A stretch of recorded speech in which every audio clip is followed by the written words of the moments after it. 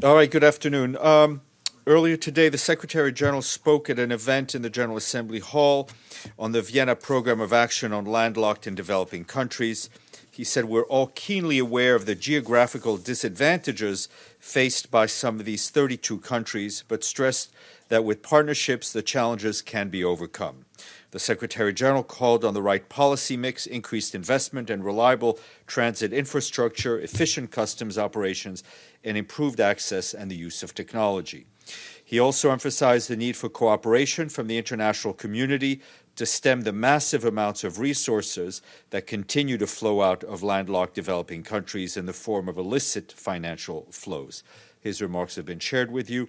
And in a short while, I will be joined by the High Representative for the least developed and landlocked small island states, as well as the Deputy Permanent Representative of Paraguay, and they will be here to brief you on the midterm review of the Vienna Program of Action for Landlocked Developing Countries.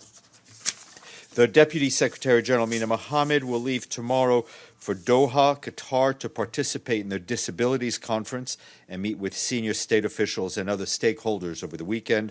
On Sunday, she will proceed to Amman, Jordan, where she will meet with senior government authorities, the UN country team, regional representatives, and other entities of the UN system. She will depart on December 10th. The UN Migration Agency said today that at least 58 women, men, and children have died after a vessel from the Gambia carrying an estimated 150 migrants sank as it approached the coast of Mauritania. 83 others who managed to swim to shore are receiving medical assistance. IOM is supporting the medical response by providing first aid kits, blankets, and other supplies. Those injured have been transferred to the city hospital, and an IOM doctor will arrive today to support the local response. And turning to the Philippines, the UN and our humanitarian partners are supporting the government-led response efforts with rapid assessment in the most affected areas. And this is following the landfall made by Typhoon Kamuri, which made landfall in the Philippines earlier this week. Apparently, about 400,000 people have been displaced and 13 reportedly killed and over 1,000 homes destroyed. In South Sudan, there are more than 900,000 people that have been impacted by heavy rainfall and flooding in the country since July.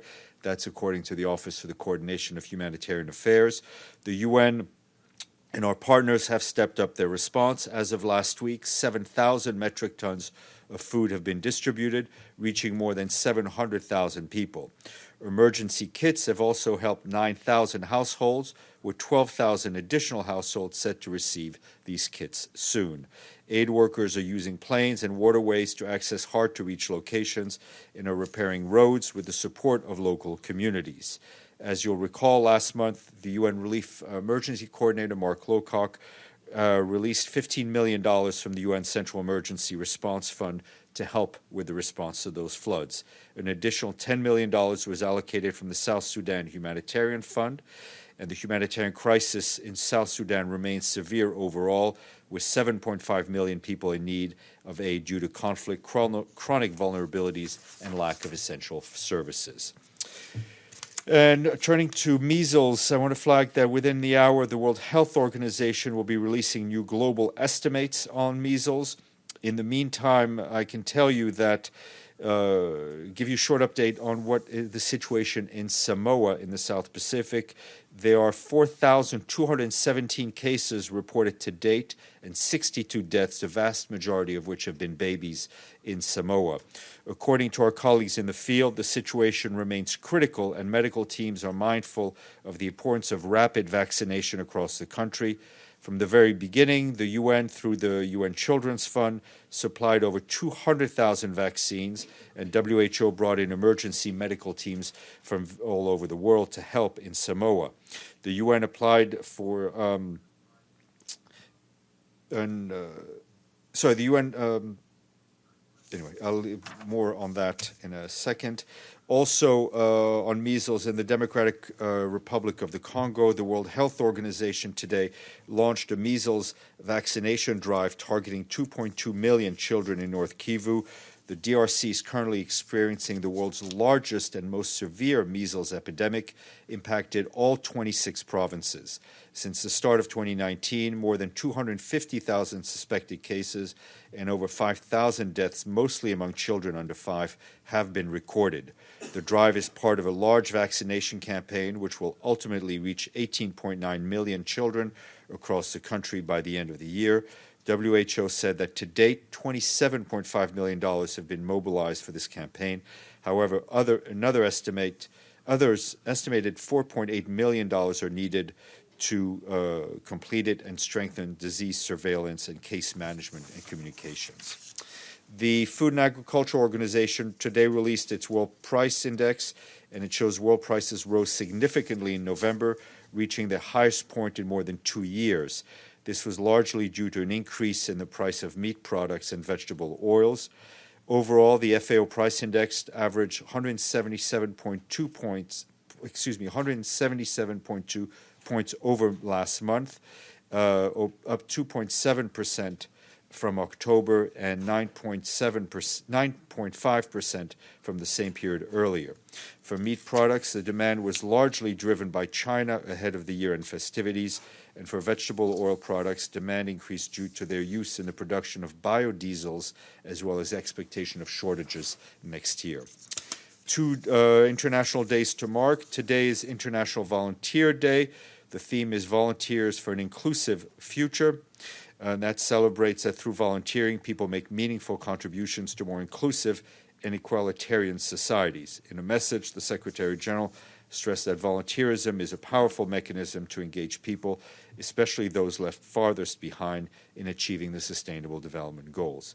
By voluntary actions, people on the margins can become more included in societies. And today is also World Soil Day. This observance aims to focus attention on the importance of healthy soil and to advocate the sustainable management of soil resources. For more information, go to the interweb. And just a reminder, after we're done, we will have the High Representative for Least Developed, Landlocked, and Small Island States and the Deputy Permanent Representative of Paraguay to brief you. In the meantime, I will be entertained by your questions. Abdelhamid. Thank you, Stéphane.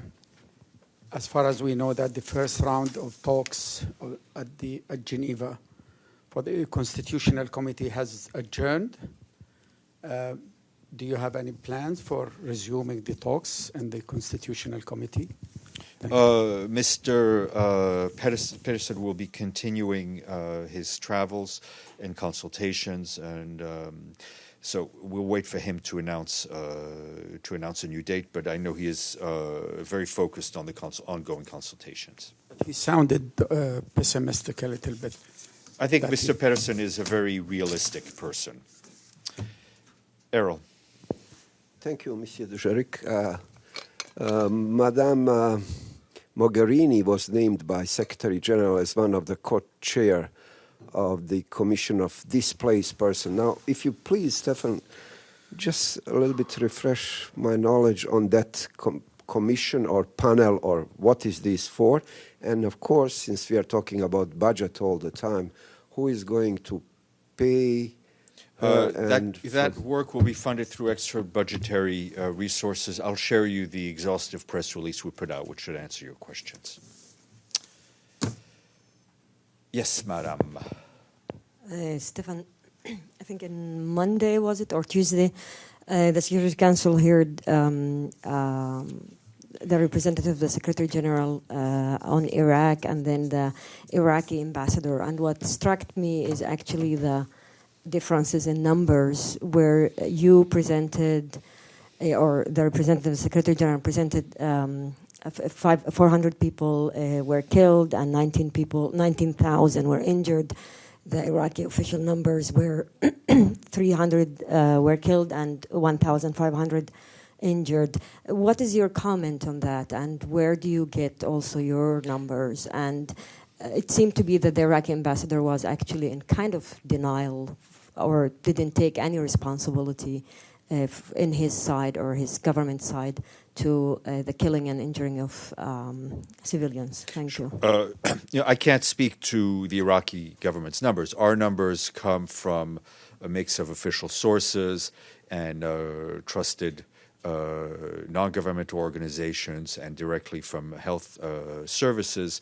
Those numbers, if I'm not mistaken, were compiled by the UN Human Rights Office in Iraq. We stand by those numbers. What is very important, in parallel to the political engagement that needs to happen, in Iraq, is also accountability. Like in any country where we see security forces having killed or wounded demonstrators, that there needs to be accountability for those who've committed those crimes. Joe, and then... Two questions on different subjects. The first one, does the UN have any comparable figures on fatalities at the hands of Iranian security or their Revolutionary Guard? There have been reports as many as 700. Many unarmed civilians have been killed. Does the UN have any independent means to verify at least a range of those killings, and calls, as you just did with respect to Iraq, for accountability of those who committed these massacres? The second question just relates to your remarks about the FAO and the increase in food prices. You said it's the highest increase in 2 years. Is anyone at the UN or Secretariat involved with the SDGs looking at some correlation between those price increases and the impact on achieving the SDG goal of reducing hunger and extreme poverty? Statistically, I know that. We monitor these things all the time. There are obviously links between increase in food prices and there could be political, and civil unrest. We saw that a few years ago. That's why it's also important to ensure that arable agricultural land is used to the best way. And in fact, we kind of chuckle at all these international days, but the International Soil Day, which has to do with soil erosion, is a very important part of responsible agriculture. But we obviously monitor these things and see how they impact these. The price index has repercussions in many different sectors.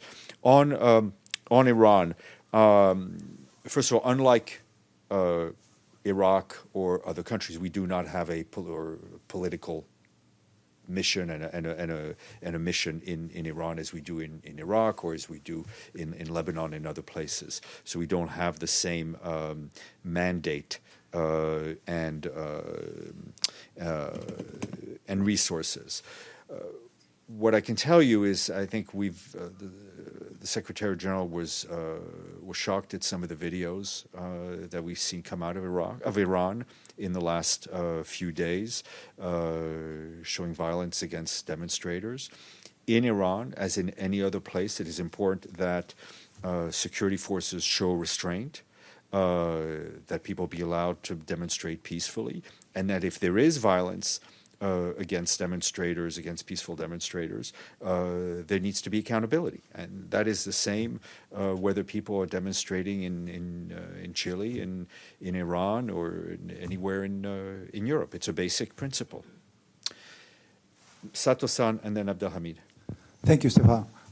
Did Secretary General received any letter from DPRK's ambassador to the UN regarding possible human rights situation at the Security Council? Not that I've seen in the last few hours, but we can check. Abdelhamid. Yes, I have two questions too. The first is about our colleague, the Egyptian young journalist who was here with Riham al-Farra, Sulafa Magdi.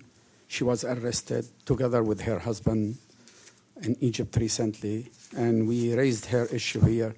Any information, anybody contacted the Egyptian authorities? As you mentioned, we did raise the issue of Salafa and her husband, I remember well sitting where you are.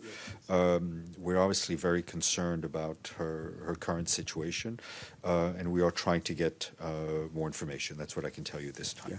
My second question is about the intention of Israeli Prime Minister Netanyahu to annex the Jordan Valley.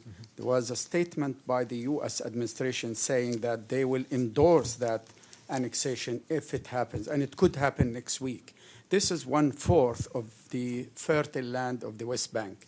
So is there any preventive statement, at least, raising concern about this dangerous step, which will nail the last nail in the coffin of the two-state solution? Look, I think when the initial statement was made, a few months ago by the Prime Minister, we expressed our concern, and as we've always said, that any unilateral actions will move us away from the two-state solution, which is everything that we've been working for.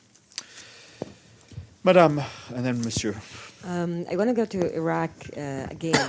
So, to which extent are you actually concerned, given that the official statement or official response to your report is a response that is basically denying responsibility to the killing of and injuring of thousands of Iraqis? The Secretary General Special Representative continues to be, and her staff continue to be in talks with Iraqi authorities to press home the same messages she outlined publicly about the need for accountability, and also for the need for the voices of the people to be listened to, and for a political solution, to come out of this political impasse. Monsieur. Stéphane, apologies for being a bit late. So if you talked about the financial crisis already, I'm sorry for that. My question is about the controller's intervention yesterday with the staff union. It was a pretty damning description of the current state of financial state of the UN. He reassured the staff that was present at this meeting that salaries were going to be paid until June next year, and then it's a big question mark. So how do you assess the period that followed the intervention by the Secretary General about all the savings and economies that had to be made at the UN, and how does the Secretariat plan to make sure that next year, considering things could get even worse into 2020, more member states would be able to pay earlier on? Well, we're controlling the costs as much as possible, right? And I think if the Secretary General hadn't taken those decisions that he took early in the year and later in the year, we would be in much worse place than we are today, right? And I think, as we've said, a lot of this situation was anticipated, and that's why decisions were taken in January that enabled us to actually be able to hold the General Assembly. Obviously, the lack of liquidity can have an impact on our ability to implement our mandates. It already has an impact on the way we run this building, as you all very well know. We continue to be to engage with member states that continue to be in arrears. The message to all member states is for them to pay their dues in full, in time, at the start of the year. And there are also discussions in trying to address the structural issues that have to do with the budget, which are long-term issues that we need to deal with member states. One of the things that we've talked about, and I think the Ms. Pollard and the Secretary General talked about, is this: how we're often given new mandates during the year, but that's not budgeted till the following year, whether it's the UN mission in Hodeidah or others. And so there are structural issues that need to be addressed, but there are also more urgent issues having to do with cash flow that need to be addressed. A follow-up, if you allow me. Brazil is on the spotlight. Is there any discussion of having Brazil seeing Brazil vote at the General Assembly withdrawn, considering they haven't paid more than 2 years for their contribution. We are continuing to our contacts with Brazil, as we do with all member states that are in arrears, to try to get the cash, to put it bluntly and in crude terms. Article 19 of the Charter is very clear. Those decisions having to do with Article 19 are dealt with through the Committee on Contributions, which is a General Assembly committee, so those are member state decisions. Decisions having to do with voting rights, suspension of voting rights, or the derogations that are given to certain countries that are under Article 19 are decisions taken by member states themselves and not by the Secretariat. Sure. Oh, sorry. And then Carmen, you've been very patient. Go ahead. Just sure. Yeah. If you use only one word, what word would you use to describe the current situation, financial situation? I mean, not putting my words in your mouth, but like catastrophic, destructive, whatever. Delicate. And just, is the Secretary General planning in near future to pick up the phone and like a collection agency call some? Well, collections agencies work because they have a stick, right, and they have leverage.